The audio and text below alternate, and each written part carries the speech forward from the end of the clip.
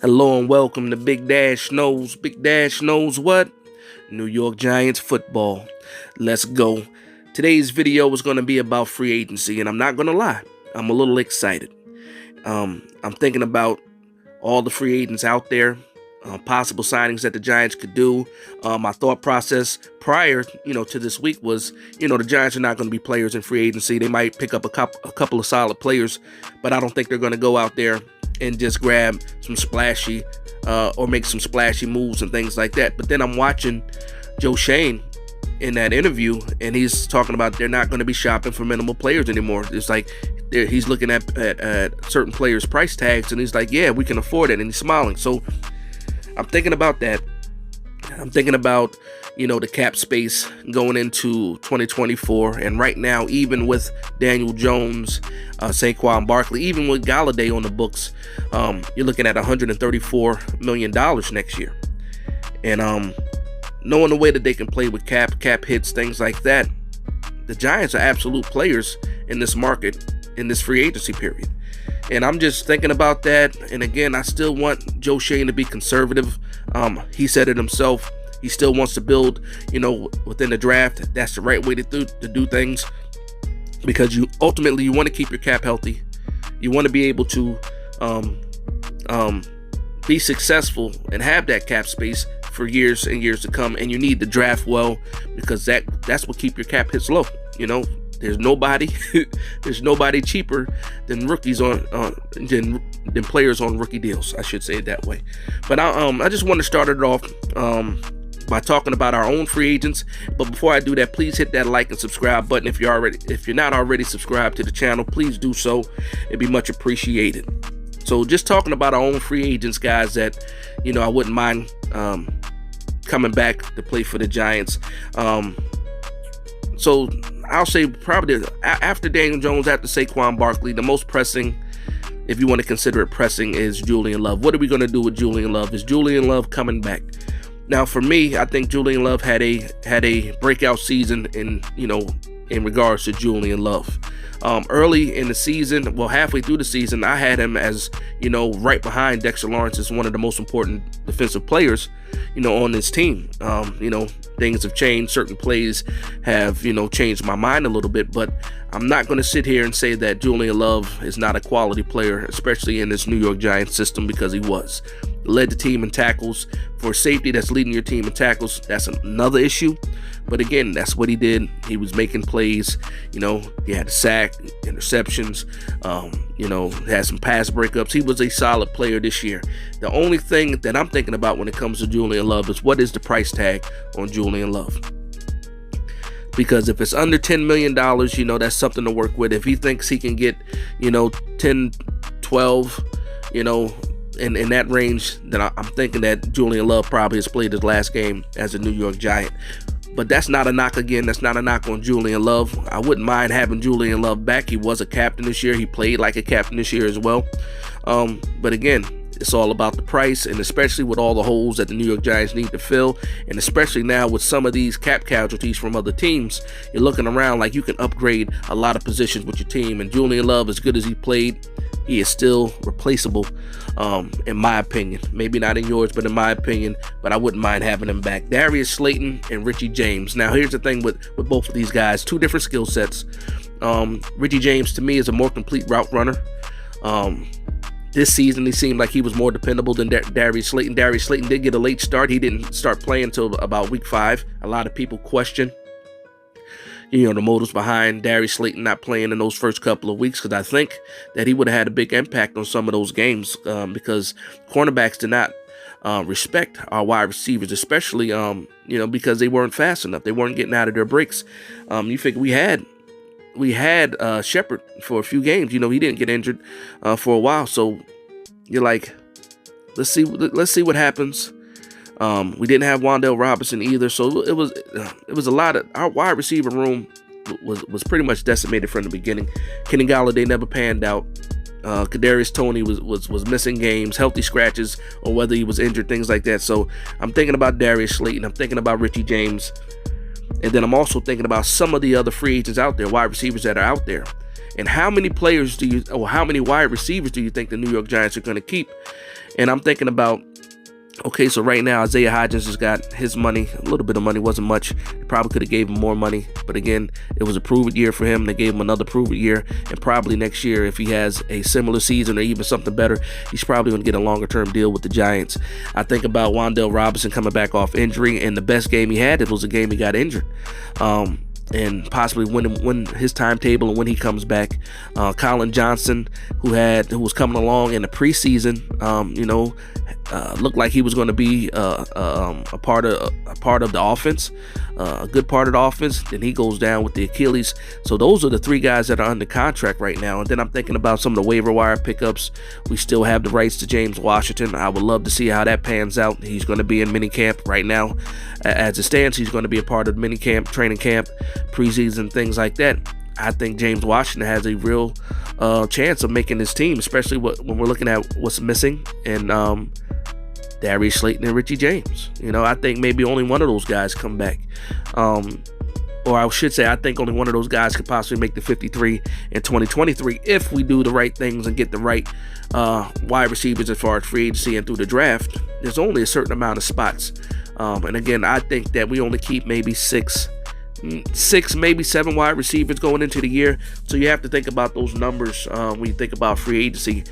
Probably not going to see a lot of wide receivers getting picked up, but just thinking about that. But let's talk about the elephant in the room. The elephant in the room is Mr. Odell Beckham Jr., who had his workout yesterday. He looked good cutting. Knee looks good. I only saw a couple of clips. I believe it was from Prince Amukamara that was out there. Got some film on him. And I only saw 2 plays, 2 routes. One was in the end zone where he did almost like a breaking out route. And he looked good. He was able to chop his feet. His knee looked healthy. He was able to get out his cuts pretty quickly. And even on the long pass that he caught, and he caught both of these passes one-handed, which I understand that's Odell Beckham being Odell Beckham, but let me see you do 2 hands. Let me see you do 2 hands. We know you could catch with 1 hand, Odell. Let me see you do it with 2 hands. Even in that deep route that he ran, he cut up. He cut pretty well on that as well. He was playing on air, obviously, at least in those 2 clips. So, it is what it is. But the speed looks there. Physically, he looks strong. And again, his knee looks healthy the way he was cutting. So, it's Odell Beckham making his return to the New York Giants. I don't know. We'll see what happens. And that's another thing where the money matters. What is he looking for? Is it top dollar? He missed an entire season. Is he going to get that $15, $16, $17 million that he's looking for? Or is he going to be reasonable and then, maybe he's 12 to 13? Me personally, I would not pay Odell Beckham that much money just because I don't know what I'm getting. I understand he looks good on camera, but I have to be realistic. I would love Odell Beckham back. I would absolutely love him back. I still have him back behind me, bobblehead doll up there. But it has to make sense for the New York Giants financially. I think it makes absolute sense as far as a roster and as a team, as far as the team being built. But again, I don't know exactly what's going to happen with that, but I'm excited to see what's going to happen. Other Giants free agents, John Feliciano, Nick Gates. I'm up in the air with that. I actually like Nick Gates more than I like John Feliciano. But if you bring John Feliciano back, I don't want him guaranteed the starting center spot at all. We need to bring in true competition, even if that means signing one of these centers that are out there. And I'm just thinking about some of the centers that are out there. You have Connor McGovern. You have Garrett Bradbury. Now, Garrett Bradbury played for the Vikings, has some back issues, so you really don't know what you're going to get out of him, but he's only 27 years old. Another guy is Ethan, I think it's Ethan Pokic, another center option that's out there. If you're looking at the offensive line as a whole, and especially interior offensive lineman, you have the guard Ben Powers. You have Nate Davis too. That's a guard that's out there as well. So there's some potential guys that you can get on the offensive line that shouldn't cost you a lot of money, but are solid pieces that you can add to this Giants line, because it's all about revamping this offensive line for me. whatever we don't get in free agency, I think that's what we're going to target in the draft. So if we don't get a center in free agency, we're probably going to go center in the draft if one of those guys are available. And for me, the top 3 centers are John Michael Schmitz, Luke Whippler, and Oluwatimi. And it's crazy because Oluwatimi is not as highly ranked as those other 2 guys, but I think he gives you just as much if you draft him. If you draft Oluwatimi, he's going to be your starter for the next 10 years. So it's and shout out to my man Sal. Sal put me onto Oluwatimi, you know, because a few months back, loved the guy. Now, when I'm looking at some of the other positions of need, especially in free agency, what you attack, because it's all about the price tag, and cornerbacks have a high price tag. But you know who doesn't have a high price tag, and that's some of the linebackers, I should say. Some of the linebackers. Everybody is looking at Tremaine Edmonds as the prize. And for a lot of Giants fans, he absolutely looks like the prize. And I've seen market value at $13 million, $11 million, or as high up as $17 million. So you really don't know what's going to happen with that. Now, if you signed Tremaine Edmonds, that solidifies one of your linebacker spots for years to come. He is up for free agency, but the kid is only 24 years old. I don't know when he's going to be 25, but he's 24 years old with this much experience, no health issues, and is a good, solid linebacker. And, you know, of course, for the linebackers, better than anything that we've had in a long time. But outside of Tremaine Edmonds, if that doesn't happen, because again, a lot of teams are looking at Tremaine Edmonds. You have David Long, and he's 26 years old. He's out of Tennessee. Then you have T.J. Edwards from Philadelphia, a guy that we're familiar with, made some plays all over the field, even against us. Lavonte Davis, a little bit older, but you know, he's in Tampa Bay. And then I also like Quan Alexander from the Jets as well. He didn't get a lot of running time. They brought him in, but I believe a guy that they drafted ended up playing over him a little bit. But Quan Alexander, to me, is a guy that you can get very cheap, that can come in and work with the linebackers that we have here already, help bring them up to where they need to be. Everybody's waiting to see what's going to happen with Darian Beavers. It looked like he started to shine a little bit in the preseason. He showed that he was quick. He could read his keys, quick to the ball, things like that. And we don't know what's going to happen with that ACL. I know he posts videos. He's always in the facilities, getting right, working out, things like that. So, you know, that's a kid that you want to root for. And for me, I'm absolutely rooting for Darian Beavers, because here's the thing. If we sign one of these free agent linebackers, depending on if it's Edmonds, David Long, you know, even the guy from the Colts, Bobby Kirike, and then you have, you know, Darian Beavers coming along, Micah McFadden, who had, you know, some quality snaps this year, didn't do a lot with those snaps, but again, the guy that's worked within Wink's system. You have something to build on, at least, without spending a bunch of money on a bunch of free agents. And it's all about quality this year for me. Again, I think we're not shopping like we did last year, where we only had $5 million and we need to sign 5 players, and it's ridiculous. Here's the thing. We got good production out of these players that were on, you know, vet minimums and things like that, practice squad guys we were bringing up just to try to save money. I think this year Joe Shane is in a better position, and you'll see some more quality players come in and possibly give us even better snaps. It's all about building this team, and I'm all for that. Now, another position that I'm looking at too also is the tight end position. And right now we only have Daniel Bellinger. And then when you look at this draft is full of quality, solid tight ends. Anything that you're looking for, receiving tight ends, they got it. Traditional tight ends, they have it. Beasts, they have that as well, because Darnell Washington to me is an absolute beast. Blocking, a mismatch in receiving, because the man is 6'7", you know, 270 pounds, and has the agility of one of these smaller guys. And so I wish he was ranked a little bit higher. I would absolutely be open for him at 25. But again, we're talking about the tight end position.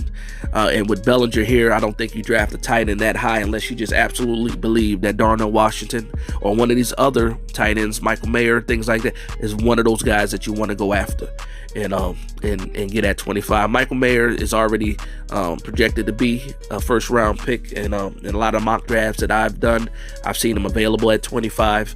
But it's just about what you value. If the scouts fall in love with a player and convince the GM, assistant GM, that hey, this guy will fit this system nicely, and get us to that next level in that position.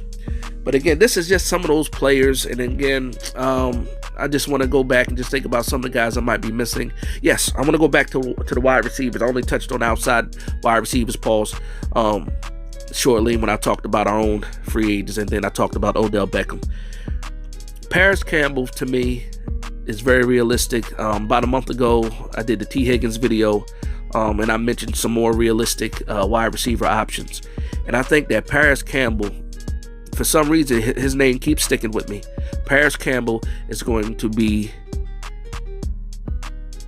a hot target for the New York Giants because of his skill set and what the wide receiver room for the Giants is missing. Right now, we don't have that burner right now because Darius Slayton obviously is a free agent himself.